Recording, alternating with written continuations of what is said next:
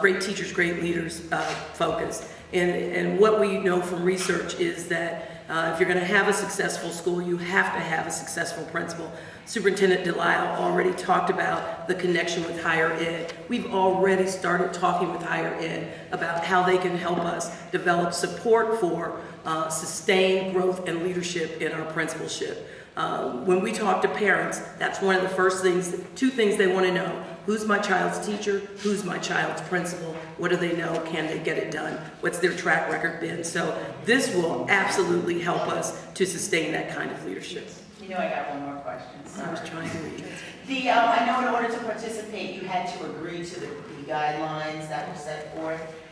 Do those guidelines fall in line with any goals that you set for your district? Absolutely. We were so excited. Rhonda Johnson is the president of our local Columbus Education Association Teachers Union, as well as our board president. What we were asked to commit to a race to the top directly aligns with our operational plan in Columbus City Schools. So we were more than, we signed off the first time with no drama in the district about that, because we believe this is the right thing to do to align programs. The state is doing a marvelous thing in that we are continuing to align programs so that we have a system of great schools across the state. About the school. Can I say a word about HB1? The fact is that when HB1 passed, we put in place many of the reforms that were asked of us through the Race to the Top effort. We were ahead of the game, so to speak.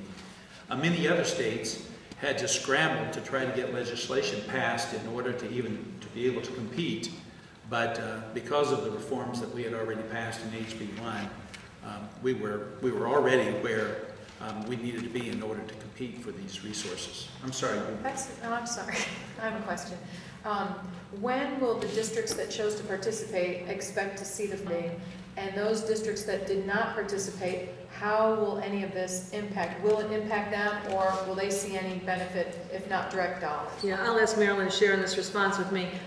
We were told right after our interview we had actually had a budget meeting with folks from Race to the Top, and we were well aware at that point that the budget that we have submitted to them will be analyzed, and I believe we have meetings that will be coming up in September.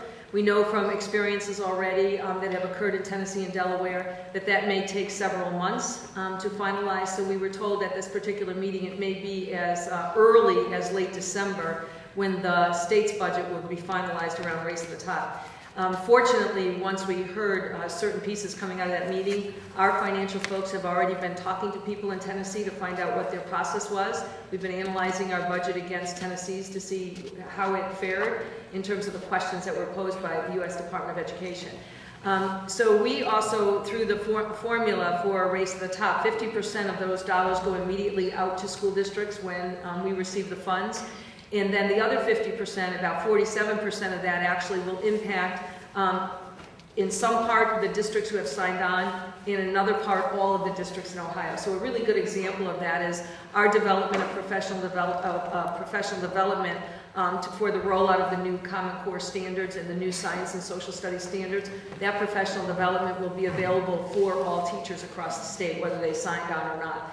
The work around teacher residency, that will be available for all districts, whether they signed on or not. So, you want to add? I don't think there's anything to add. We have time for 2 more questions. Governor, do you have any advice to school districts as to whether or not they should expect this money to be a one-time source of funding, and that they shouldn't be looking for additional funding in the future to maintain this? Well, the Race to the Top is likely to be a one-time source of resources, but the reforms that are being instituted will certainly be ongoing. And as I said, I think we were ahead of the game here in Ohio with HB1 because much of what was required of us we had already put in place in terms of necessary reforms.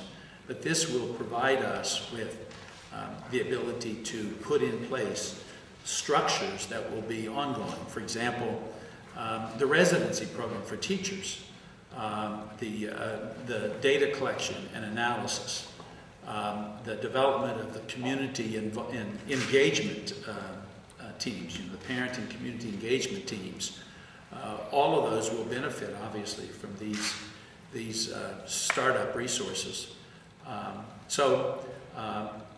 This is a considerable resource, and it will have an impact on the entire system.